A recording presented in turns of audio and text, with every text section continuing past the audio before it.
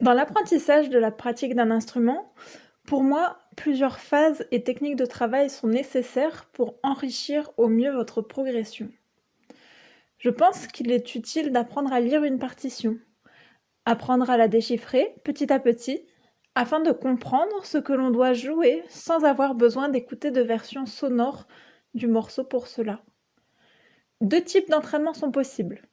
Travailler en détail, passage par passage, en rejouant chaque extrait difficile plusieurs fois, ou alors en lecture à vue, sans faire de pause même si l'on bute sur certains passages.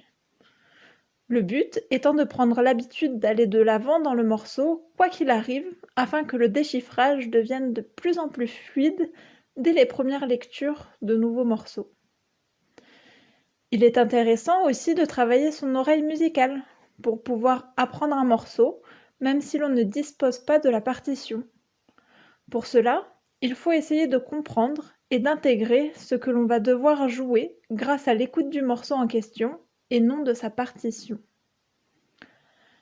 Puis vient l'étape du par cœur, où l'on va s'entraîner à jouer le morceau de tête sans avoir à regarder la partition ni à écouter la bande sonore.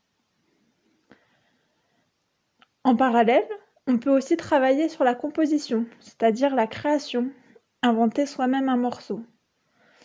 On y arrive grâce au travail sur les gammes et les accords, en comprenant comment ils se construisent. Cela nous permet d'arriver petit à petit à improviser des mélodies qui sonnent justes. Un autre point important, apprendre à jouer de façon synchronisée avec des audios, puis avec d'autres personnes, donc jouer dans des groupes. Pour vous entraîner, vous pouvez commencer à jouer par-dessus vos propres enregistrements. Ainsi, vous allez pouvoir jouer à votre propre rythme. Vous pouvez commencer à vous enregistrer même si vous faites des fautes. Cela vous entraînera à vous adapter au ralentissement lorsque vous jouerez par-dessus. Vous pouvez soit jouer la même partie que celle que vous enregistrez, soit vous pouvez jouer une autre partie qui vient compléter l'extrait sonore. Par exemple, vous mettez la main gauche en fond et vous jouez la main droite par-dessus.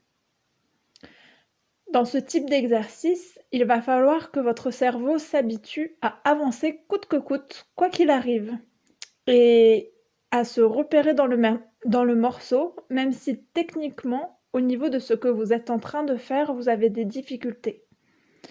Il faut que vous soyez capable de continuer à suivre l'avancée du morceau en fond, vous accrocher pour reprendre avec synchronicité au bon endroit, si jamais vous avez fait des fausses notes, car le fond sonore, lui, ne va pas s'arrêter. C'est un exercice de préparation efficace pour aborder la pratique instrumentale en groupe et qui demande une bonne capacité d'écoute, d'adaptation, d'anticipation et de persévérance. Je vous conseille donc de varier vos séances d'entraînement afin de travailler progressivement tous ces différents éléments pour qu'au fil de votre pratique, vous puissiez les maîtriser tous.